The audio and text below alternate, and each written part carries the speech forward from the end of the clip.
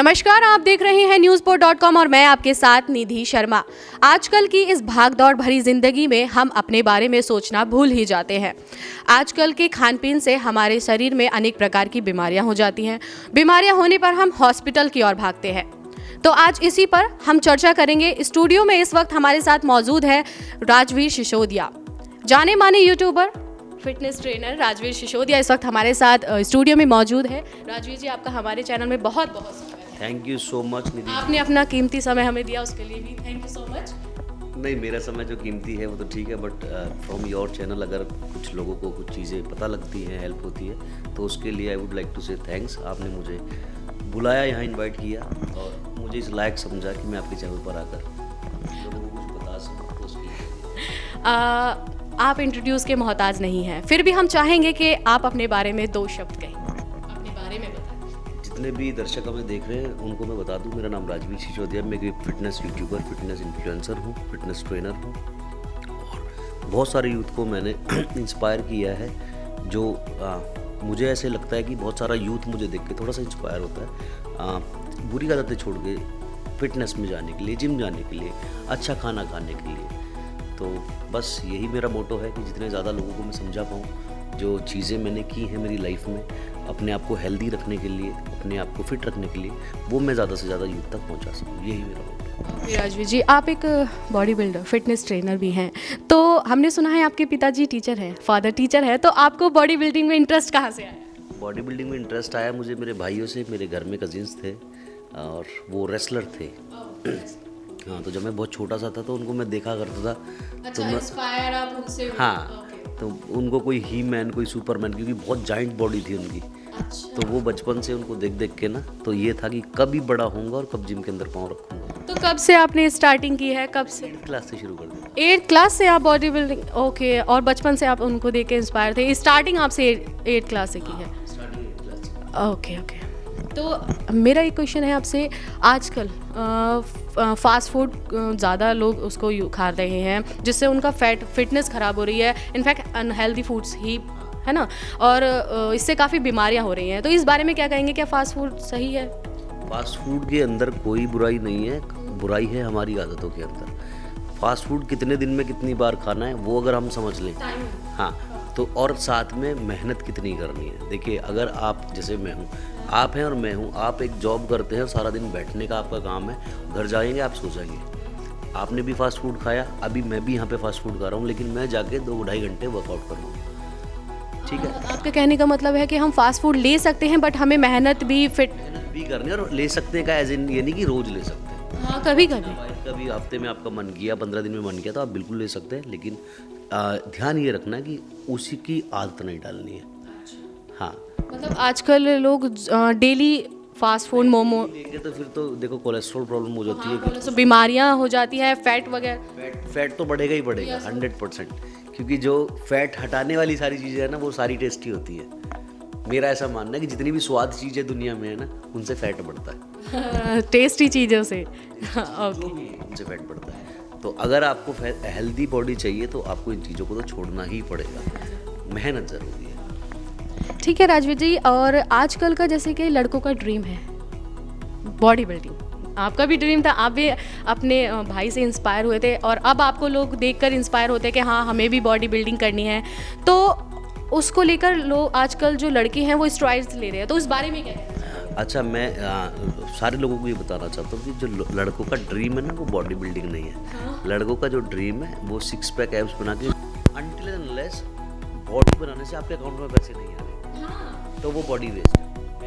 Actually नहीं, आजकल लोग, ये नहीं है कि लड़के पैसे के लिए करते हैं, उनका कुछ पैशन होता है। मैं वही समझा रहा हूँ कि अनटिल एंड अनलेस बॉडी बनाने से आपको पैसा नहीं आ रहा ना, तो स्टीरॉइड लेना बेकार है। देखिए, मैं भी बॉडी बिल्डर नहीं हूँ, स्टेज कॉम्पीट मैं भी नहीं करता हूँ, मैं एक यूट्यूबर हूँ, मेरे को बहुत सारी दुनिया देखती है, तो मुझे भी बॉडी बना के रहना पड़ता है, शेप में रहना पड़ता है, तो उससे मुझे पैसा आ रहा है ना, that means this is my profession.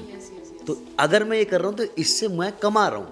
लेकिन एक लड़का जो 12th क्लास में पढ़ रहा है, उसको भी स्टीरॉइड्स लेने हैं, उसको भी बॉडी बिल्डिंग करनी है, उसको क्यों करनी है? एक तो तुम्हारी पढ़ाई डिस्टर्ब हो रही है, अगर आप 12th क्लास में पढ़ते हो तो आपको ट्यूशन भी जाना होगा, आपको पढ़ाई भी करनी होगी 10-12 घंटे। अभी आपका कोई लेना देना ही नहीं है बॉडी बिल्डिंग से, तो आपको बॉडी क्यों बनानी है? वो क्योंकि पैशन है इसलिए नहीं। अभी उसको जो चारों तरफ से वो इन्फ्लुएंस हो रहा है ना सारे बॉडी बिल्डर्स को देख के, उनको देख के उसकी बॉडी बनानी है कि मैं भी फोटोज़ खिंचाऊंगा 6 पैक एब्स के साथ, मैं भी इंस्टाग्राम पे डालूंगा, लड़कियां मुझे भी देखेंगी, मुझे भी मैसेजेस आएंगे, मैं भी गली का हीरो बन जाऊंगा। तो मेरा जो मैसेज है वो यूथ को ये है कि अगर आपको फिट रहना है तो आप फिट रहें, और अगर आपका पैशन है तो गिव इट सम टाइम। कुछ लोगों को पता ही नहीं होता मेरा पैशन क्या है। एक्चुअली आजकल जो लड़के हैं, आपके जो व्यूअर्स हैं, वो छोटे से भी है, इंटर 12th, मतलब 12th, यस, तो वो भी चाहते हैं कि हाँ हम भी इस तरह से बॉडी अभी से स्टार्ट कर रहे हैं, तो वो भी स्टेरॉइड्स ले रहे हैं। तो उस बारे में क्या कहेंगे कि क्या, और ये जो जिम की, जो बॉडी बिल्डिंग की जो टाइमिंग होती है वो कब से होती है? कब से? एज क्या? आप फिट रहना तो आप शुरू से शुरू कर सकते हो, क्योंकि देखो जो पहलवान होते हैं ना, वो 8-8 साल के बच्चे पहलवानी शुरू कर देते हैं। तो अगर आपको फिट रहना है तो वो आप कभी से भी शुरू कर सकते हो, नो मैटर। चलिए, आपने क्वेश्चंस किया है तो मैं एक चीज़ और पूछना चाहूँगी, बॉडी बिल्डिंग और पहलवान में क्या अंतर है? बॉडी बिल्डिंग में और पहलवानी में सबसे पहला अंतर तो स्टीरॉइड्स और नेचुरल का है, क्योंकि जो बॉडी बिल्डिंग होती है ना, वो जो गेम है वो स्टीरॉइड का है बॉडी बिल्डिंग में, क्योंकि इसके अंदर आपको इतनी पतली कमर चाहिए, इतने चौड़े शोल्डर्स चाहिए, तो वो विदाउट स्टीरॉइड्स नहीं आता। और दैट्स वाई बॉडी बिल्डिंग जो गेम है वो ओलंपिक्स में नहीं है, ठीक है। और जो रेसलिंग है वो ओलंपिक्स में है, पहलवान मेहनत करता है 10-12 साल तब जाके ओलंपिक्स पहुंचता है। और दूसरी चीज़, वहाँ डोप टेस्ट होता है, बॉडी बिल्डिंग में डोप टेस्ट नहीं होता। डोप टेस्ट हो मतलब कि आपकी बॉडी में कोई दवाइयाँ तो नहीं है, आपने कुछ अलग चीज़ तो यूज़ नहीं करी। तो रेसलिंग में होता है, पहलवानी में होता है, वहाँ नहीं, बॉडी बिल्डिंग में नहीं। बॉडी बिल्डिंग तो गेम ही उस चीज़ का है ना, सारी दुनिया को पता है कि लगा कर ही आए तभी तो यहाँ तक। तो बॉडी बिल्डिंग किस एज से, मतलब किस एज से स्टार्ट करते हैं, या पहलवान मतलब 12 से, जैसे आजकल जो बच्चे हैं, आप 12 या 13?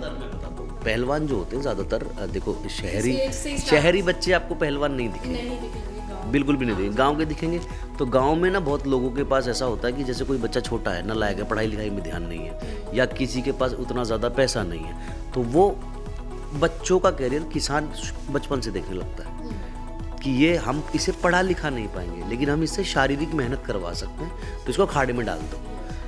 खिला हम इसको सकते हैं, हम खेती करेंगे, बैठा बैठा खाएगा, लेकिन मेहनत करेगा तो जब ये 10-12 साल मेहनत कर लेगा, जब तक अपनी एज पे आएगा 20-21 साल तक, तब तक ये या तो सब जूनियर खेलाएगा, या स्टेट खेलाएगा, या नेशनल खेलाएगा।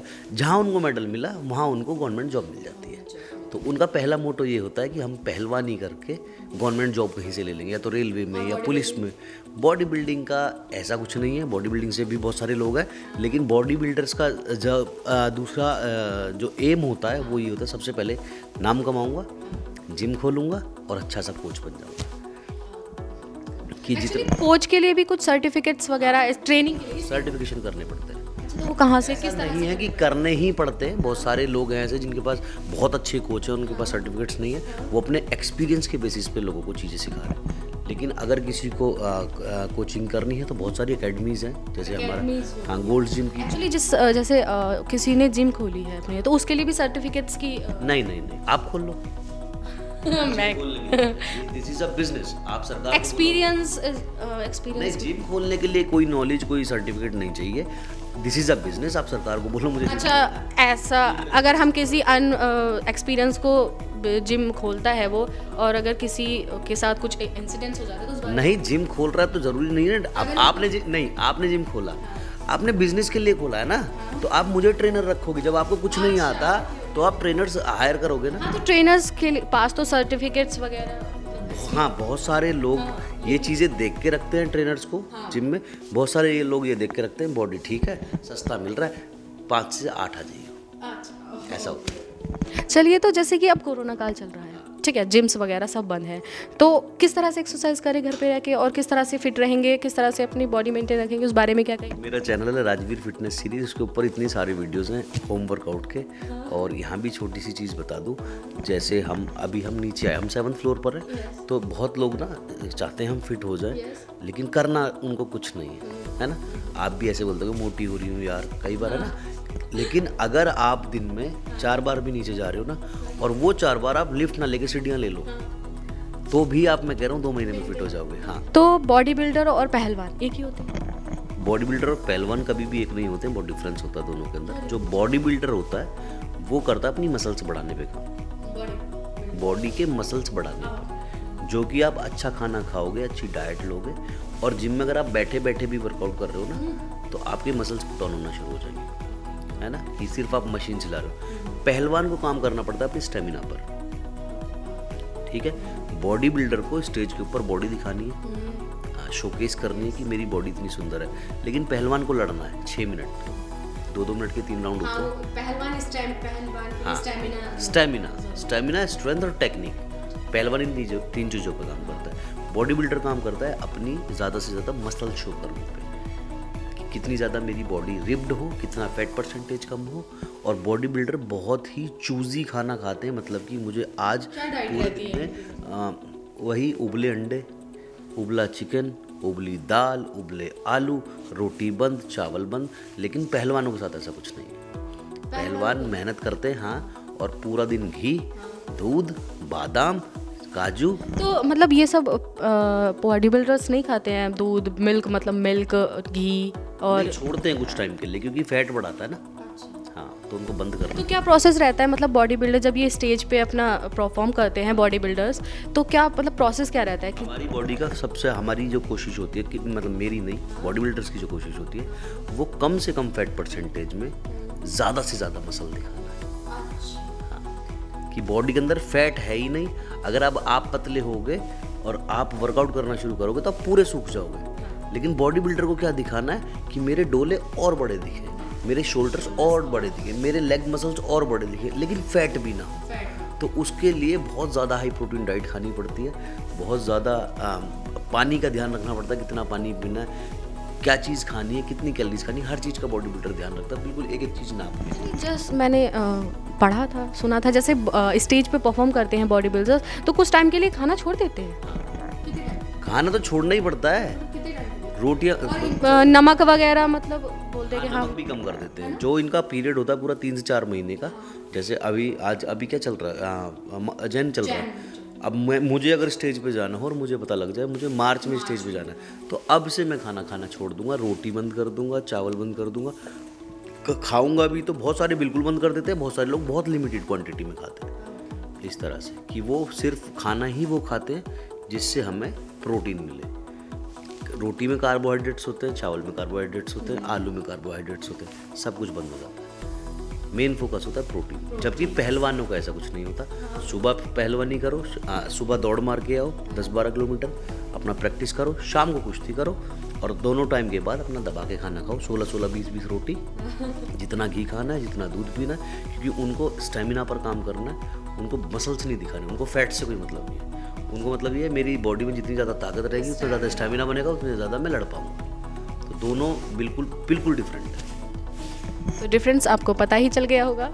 तो अब आप एक जिम ट्रेनर हैं, आपके फिटनेस का क्या राज है, क्या किस तरह से आप शेड्यूल करते हैं, हमारे दर्शकों को बताइए। क्या क्या आपकी टाइमिंग है, इतने बजे आप उठते हैं, इतने बजे आप खाते हैं, क्या क्या जिम और आपका यूट्यूब चैनल है उसके लिए आप कब शेड्यूल, मतलब किस तरह से? मुझे बहुत मेहनत करनी पड़ती है। अभी भी आपको दिख रहा होगा मेरी आंखों में नींद भरी हुई है, दोपहर के 3 बज रहे हैं। मेरा शेड्यूल ना बिल्कुल उल्टा हो गया। जब रात को दुनिया सो रही होती है तब मैं जाग रहा होता हूँ, और जब दिन में दुनिया जाग रही होती है तब मैं सो रहा होता हूँ। रीज़न बीइंग कि मेरे लकीली जो फॉलोवर्स हैं बहुत ज़्यादा मुझे प्यार करते हैं, और मैं किसी भी जिम के अंदर स्टोरी डाल रहा हूँ वो पता नहीं कहीं से भी वहाँ पहुँच जाते हैं मिलने के लिए। तो दिन के अंदर मुझे वर्कआउट करना बहुत मुश्किल हो जाता है, कि अगर मैं किसी भी जिम में वर्कआउट कर रहा हूँ तो या तो 4-6 लोग बाहर खड़े हो जाते हैं कि भैया हम जिम के बाहर खड़े हैं, मैसेज भी करना शुरू कर देते हैं जब भी आपका वर्कआउट होगा तो मैं निकलूँगा। और मुझे बहुत अजीब लगता है कि मैं फोकस करके वर्कआउट नहीं कर पाता। मुझे ऐसा लगता है कोई बाहर वेट कर रहा है, पता नहीं कहाँ से आया है, क्या कर रहा है, तो पहले एक काम करता हूँ, इनको मिल लेता हूँ, फिर वर्कआउट कर लूँगा। तो वहाँ मेरा वर्कआउट बहुत डिस्टर्ब होता है। तो मैं सुबह 5 या 6 बजे सोता हूँ।